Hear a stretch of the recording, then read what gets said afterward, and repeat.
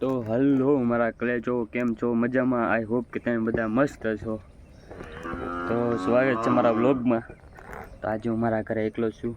આજે મસ્ત મજાનું બધું શૂટ કરીને તમને બતાવવાનો છું. હવે એમાં એવું છે તો પાડી ગાંગરતી છે એનો અવાજ આવે છે. એવું કાંઈ નથી, કારણ કે એ પાડી એટલા માટે ગાંગરે છે કે મારા મમ્મી છે ને બીજી વાડી આવી ગયા ગાંગરે.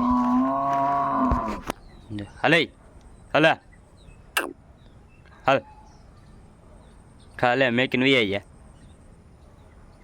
ગયા. શાંત થઈ ગયું બોલો ને ત્યાં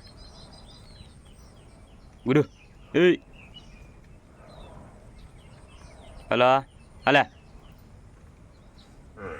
હા સાને મને ઘડીક બે દાદ આવું બધું છે. હવે પાડી ગાંગરે છે, અમારા મમ્મી વી આવી ગયા ને મારે પણ જવાનું હતું, પણ મારે હમણાં એક્ઝામ છે ને એટલે થોડીક તૈયારી હાલે છે. તો બસ એટલા માટે હું વાડીએ નહોતો ગયેલો. તો મિત્રો અત્યારે હું પાડીને પાણી પાવા માટે લઈ આવેલો હતો, પણ જો અહીંયા ચરવા માટે રસ્તા ઉપર આવી ગઈ છે, કારણ કે ડેમ તો ભરાઈ ગયો. નકર તો ડેમમાં હોય ખાલી હોય ને તો ડેમમાં આવી જાય ચરવા માટે. એની બદલે જો અહીંયા વાડ હરી ચરવા આવી ગઈ ખાલી, એનો ચરવામાં ધ્યાન છે. તમે જોઈ શકો છો પાડી એક જ છે, બીજી બધી ભેંસો હતી અમારે પણ આપી દીધી છે. હવે એમ કહેવાય લેવાનો વિચાર છે, પણ એમાં એવું હતું કે ભેંસું છે ને અમારે બહુ એટલે બહુ બીમાર પડતી હતી. એક બે વાર તો એવું હોય હતી, જો આ બાજુ એને આ બાજુ આવે છે. મારે હવે એની બાજુમાં જ રહેવું પડશે, નકરી હરખી સરશે નહીં. બાકી જો પવન ઝરકી આવે કંઈક મસ્ત મજાની દેખાય છે.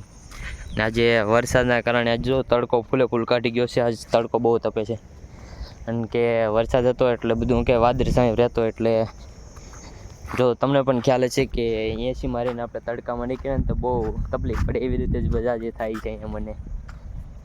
તો હું તો એસીમાં નથી રહેતો, હું તો સાયન્સ હોય તૈયારી કરતો હોય અથવા તો કામે ગયેલો હોય જો, એટલે આજ બહુ તડકો લાગે છે. તો મિત્રો જોઈ શકો અત્યારે સવારનો અહીંયા જ છું. ખેતરમાં આટો મારો નીકળ્યો છું. બધું શું કહેવાય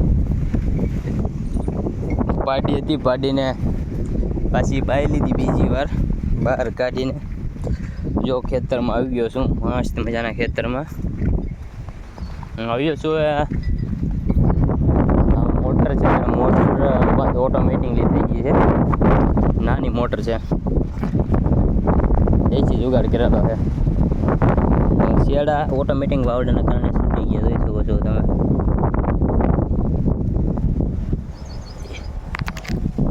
મોટર ચાલુ કરીને પેલા પેનલ સાફ કરવી છે અમારે. લા ભાઈ જો કેવું બધું સુકાઈ ગયું. હજી તો સવારમાં બધું શું કહેવાય ભીનું હતું ને અત્યારે સુકાઈ ગયું છે. હા ધૂળ એટલે બહુ લાગી જાય છે. તો આવો કંઈક નજારો છે અહીંયા, જોઈ શકો છો મિત્રો તમે. એક બેટરી તો અહીંયા જે મારી જૂની ઓલ્ડ ગાડી હતી ને એમાં અમે હવે નવી બેટરી આને ખાવી હતી. અત્યારે વરસાદનું પાણી ગળી ગયું નવી. બાકી આ થડ તમે જો કેવું મોટું બધું થાય. અહીંથી છે 2 થી 3 ફૂટનું થડ છે, બોલો ખાલી આમ છે 1.5 ફૂટ.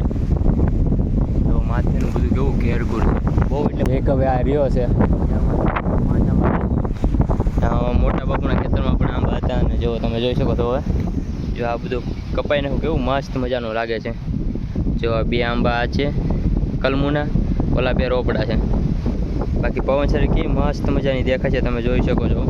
તો મિત્રો અત્યારે ઘરે બધા આવી ગયા છે. હું પેલી બાજુ જઈ રહ્યો છું અત્યારે હાલમાં. બહુ મસ્ત મજાનું બ્લડ બહુ ગજબનું થાય છે મિત્રો.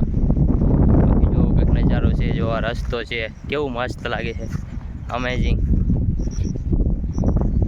વાહ ભાઈ વાહ. બતાવું આગળનું લોકેશન હમણાં તમને કોઈ થોડોક આવીને, અથવા તો આમ તો સોરી ડાયરેક્ટ હું નાજીને જો તમને બતાવું મસ્ત મજાનું સનસેટમાં અત્યારે બહુ કાંઈ લેવાનું છે નહીં, પણ તો હું ત્યાં જઈને બતાવું આગળ જઈને. મિત્રો આવું કંઈક સનસેટ રહેવાનું છે, બહુ કાંઈ ખાસ નથી રહેવાનું, એવું કંઈક છે સનસેટ. હવે અહીંયા હા હું છું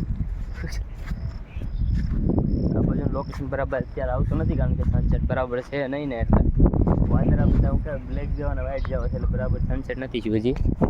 બાકી આ બધું જો વગર સનસેટ કેવો નજારો આવે છે લા ભાઈ, નજારો છે ભાઈ એકદમ મસ્ત મજાનો ક્લિયર. ને બ્લોગને વિરામ આપવાનો છે તો બસ આજનો બ્લોગ અહીંયા સુધીથી મળીએ હવે નેક્સ્ટ બ્લોગમાં. ત્યાં સુધી બાય બાય, જય ભારત, જય શ્રી રામ.